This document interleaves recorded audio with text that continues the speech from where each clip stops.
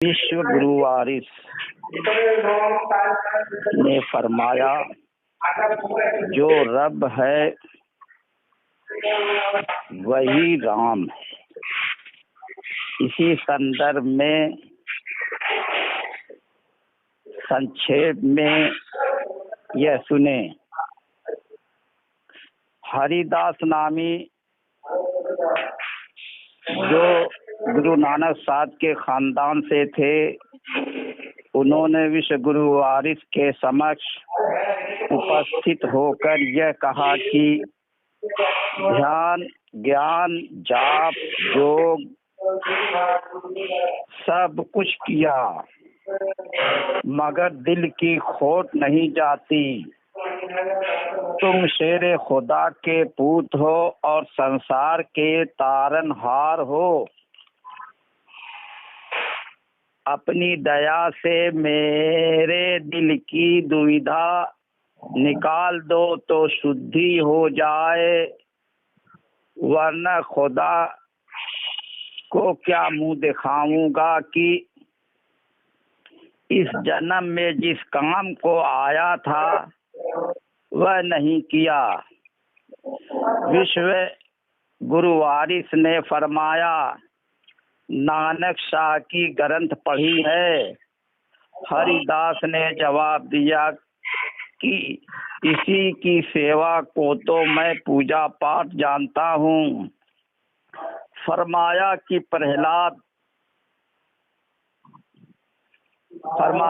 ब्रह्म विचार का पाठ पढ़ा है। जवाब दिया कि हाँ दाता, खूब पढ़ा है। दरबार साहब ने तो ब्रह्म विचार को उत्तम योग लिखा है, लेकिन यह भी कह दिया है कि यह गांठ जिसने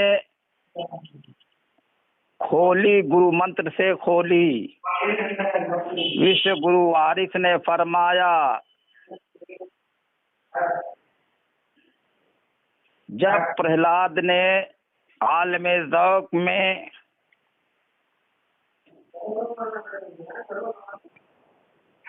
ब्रह्म या माबूद मुतलब का नाम जपना शुरू किया तो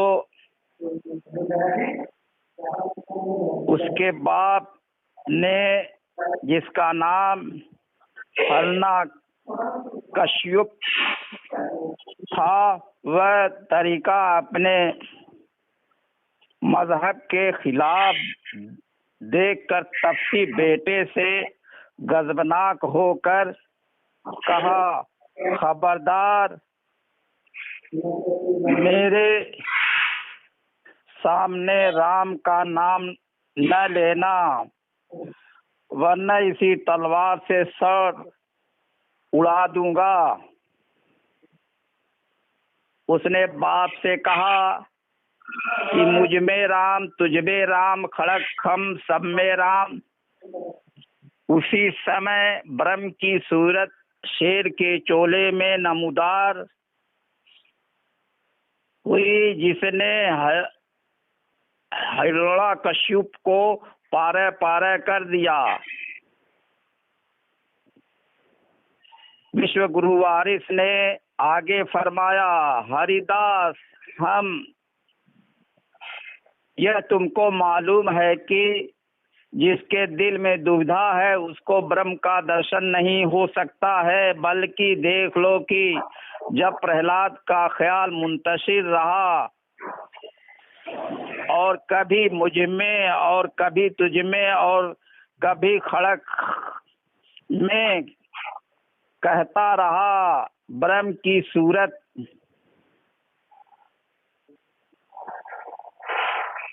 की दीद नहीं हुई। और जब खम यानी सतून पर रुक गया और ख्याल एक मुस्तकर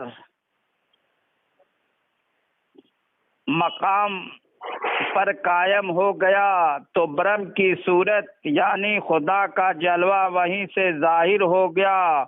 खुलासा यह है कि जब इंसान यकीन कामिल के साथ एक सूरत को मजबूत पकड़ लेता है और बजाय तजब्जुब और तरद्दुद के ख्याल में सुकून और यकसुई हो जाती है, तो जिसको इस्तिलाह सूफिया में तस्दीक कहते हैं, तो तालिब राह खुदा को उसी सूरत में सिद्धि यानी तजल्लियात अनवार इलाही का मुशाहिदा होता है। हरिदास ने निवेदन किया कि इसी अक्षर का नाम गुरु मंत्र है। ध्यान गुरु को बिस्तर मानो और गुरु मंत्र को जानो भोग, बोलो अवगढ़ जय गुरु की यही है उत्तम जोग। नारायण का अंतर पाया माला जप का की, राम मिलन की भी सुनना अवगढ़ पहले गुरु को चीन। अनहदनाथ के विषय में अवगढ़ शाह ने यह कहा है, अवगढ़ बाजे राम के बाजन सुन लो शीश झुकाओ, आसन मारो शब्द को साधो मन से ध्यान लगायो। आसन मारो शब्द को साधो मन से ध्यान लगाओ, काया की ममता तजो और अपनी सुध बिसराओ, मोहन मुरली यान सुनाए ऐसा ध्यान जमाओ। राम मिलन के विषय में अवगढ़ शाह ने यह कहा है, राम मिलन का लेखा सुन ले हाथ गुरु का थाम, जग की ममता मन से छूटे मिलेंगे ओ घट राम। अवगढ़ दंग के संग रहो तजो ये काया ठाट, घट छोड़ जाए पर घट बसो तो मिले निरंजन घाट।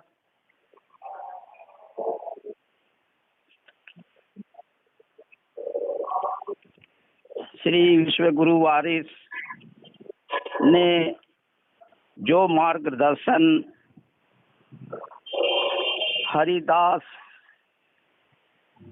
का किया वह अनुसरणीय है।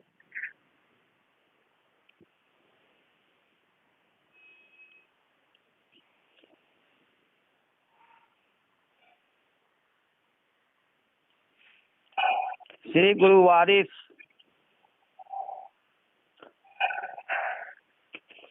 ने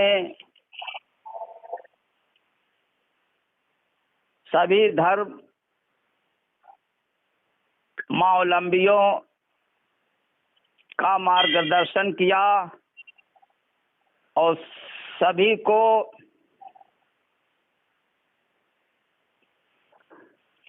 प्रेम के सूत्र में बांध दिया।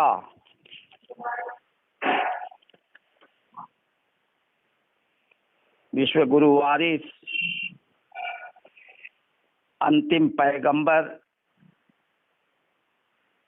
की वंशावली में पैदा हुए और विश्व शांति और मानव जात के कल्याण के लिए विश्व भ्रमण किया और विश्व भ्रमण के बाद देवा शरीफ जनपद बाराबंकी में आकर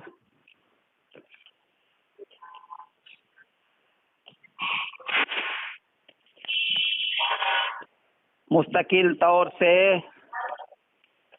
निवास किया और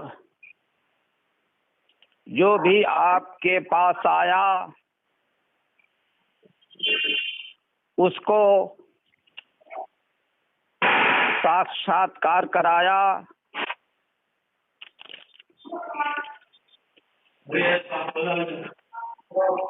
जिसको साक्षात हुआ वह आपके प्रेम में गिरफ्तार हो गया और आपको अपना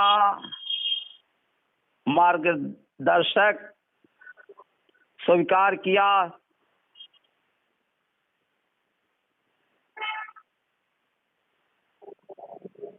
श्री विश्व गुरु वारिस 1905 में विशाल किया और एक ऐसा समूह छोड़ गए जिनमें मुरीदीन और आपके लिबासधारी फुकरा थे। उन्हीं से वारसी टीचिंग का प्रचार व प्रसार हुआ और बैयत और एराम पोशी की परंपरा फैली। देश प्रेम के कारण स्वतंत्रता सेनानी पहचाने जाते हैं, जिनमें महात्मा गांधी, सुभाष चंद्र बोस, चंद्रशेखर आजाद, अशफाकुल्लाह खां जैसे महान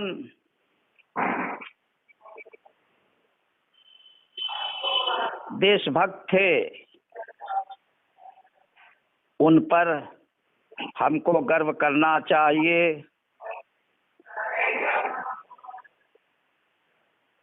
हम सब देशवासियों को नागरिक अधिकार मिले हैं। हम गर्व से कहें कि हम भारत के नागरिक हैं। भारत की धरती पर अवतार और पैगंबर आए और उनके अनुयायियों का अस्तित्व समाप्त नहीं हुआ है। पैगंबरों और अवतारों का इतिहास और साहित्य जो उपलब्ध है वह अति प्राचीन है। प्रथम मानव बाबा आदम प्रथम पैगंबर हैं। उनके वंशज विश्व में फैले हुए हैं। उन सब में एक ही आत्मा रमण कर रही है। उनको पहचाने, जिसने पहचाना वही सनातनी है। आध्यात्म जीवन में घटित प्रकाश और आवाज की घटनाओं से उत्पन्न होता है।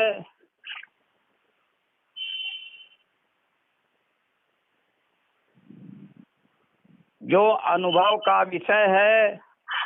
अध्यात्म सर्वधर्मियों के अंतस में पैदा होता है तो वह स्वधर्मी बन जाते हैं। अध्यात्म में आवाज और प्रकाश का ध्यान महत्वपूर्ण है। जो अंतःकरण का विषय है। अंतःकरण में आवाज का बोध होता है और प्रकाश दिखाई देता है। कबीरदास, गुरु नानक देव मुगल काल में हुए। मुगल राजा का राज मिट गया, मगर कबीरदास और गुरु नानक देव की परंपरा के अनुयायी जन हर जगह दिखाई देते हैं। मगर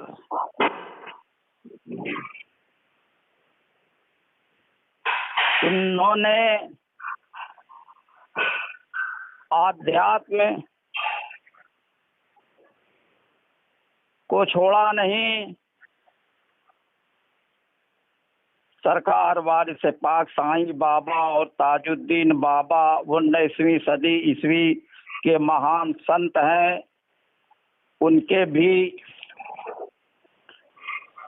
अनुयायी हैं जो हर जगह दिखाई देते हैं।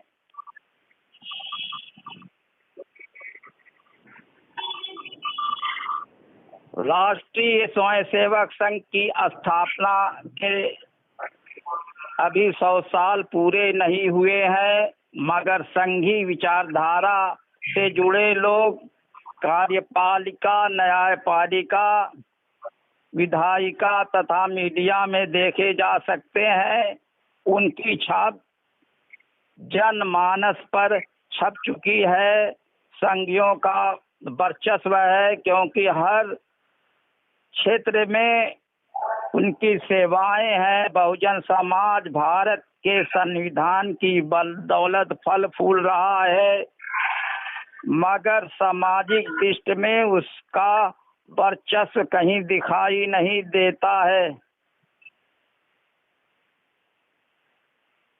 मुस्लिम समाज फिरकों में बटे होने के कारण एक दूसरे से हसद और नफरत करते हैं। उसका मुख्य कारण यह है कि वह अपने पैगंबर की हिदायतों, मोहब्बत, इत्तेहाद और इत्तेफाक की राह से हट गए हैं। दरगाहें, खानकाहें, मदरसे, मस्जिदें जो भी हैं, वहाँ मोहब्बत, इत्तेहाद और इत्तेफाक की तालीम नहीं दी जाती है। यदि यह मुहिम नहीं चलाई गई तो मुसलमानों की छवि धूमिल ही नहीं हुई, धूमिल ही नहीं रहेगी, बल्कि मुसलमान दूसरे पर आश्रित हो जाएंगे।